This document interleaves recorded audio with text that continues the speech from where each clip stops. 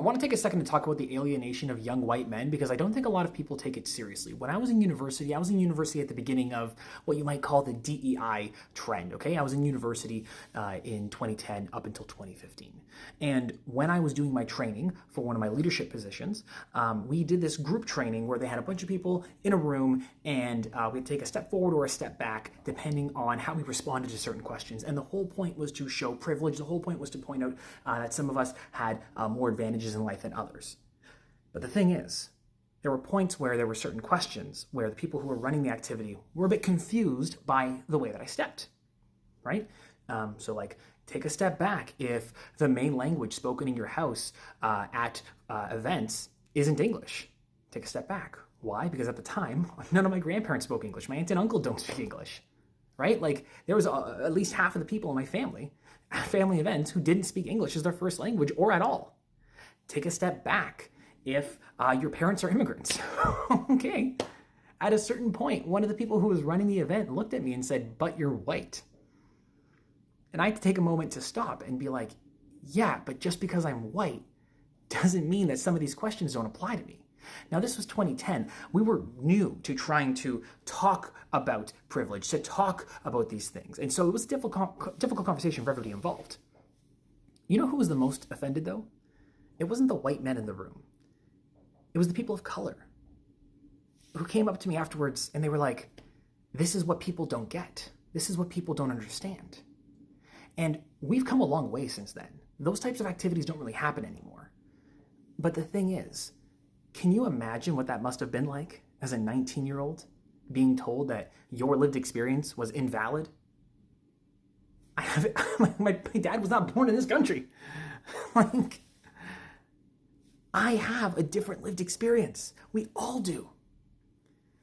But when we start pushing people away and we start saying that somebody can't have a similar experience, we can't empathize with each other, you must be different because you look like XYZ, we are just making the same mistakes that we've been making before, just in new ways.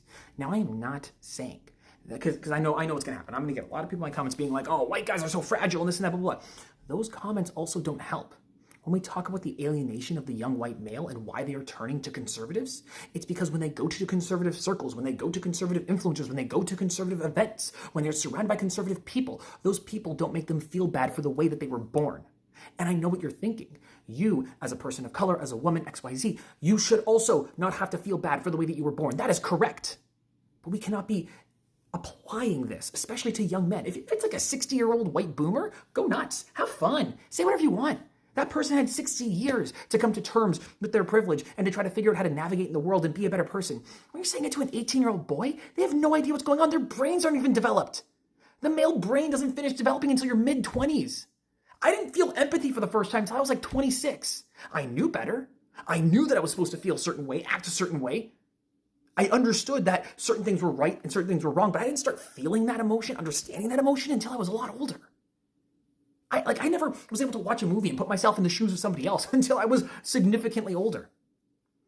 Because part of the lived experience of people is not understanding that other people aren't interpreting things the same way that you are. So why am I telling this story? Why is this story emotional for me? Because the only reason, at least for me, I think, part of the only reason why I didn't get so mad and lash out and lash back during that activity was because the people who were at the back of the room came up to me and said, I don't think this is working. Thank you for standing up and talking about this because I didn't feel comfortable talking about how this activity made me feel uncomfortable. There are times when you will find allies in places that you thought were unlikely. When I stood up for myself in that moment, I thought I was going to get even more pushback. Instead, people rallied around me. We need to find ways to engage with people and make them feel welcome in leftist spaces, in all spaces.